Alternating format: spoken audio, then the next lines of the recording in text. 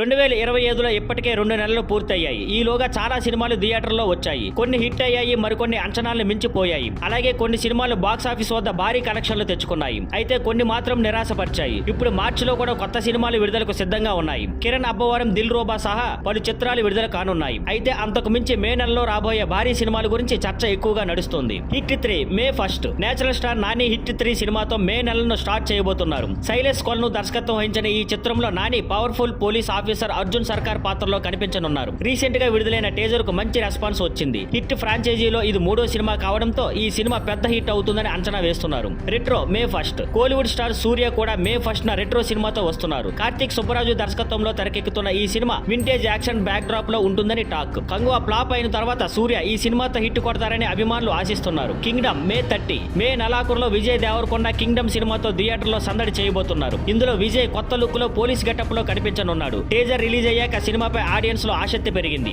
ఈ 3 సినిమాలకు భారీ అంచనాలు ఉన్నాయి. టాలీవుడ్ మూవీ లవర్స్ కు మే నెలలో నిజంగానే పండగే పండగ. మరి ఈ సినిమాలు ఎంతవరకు హిట్ అవుతాయో చూడాలి. Thank you for watching. Please like, share and subscribe.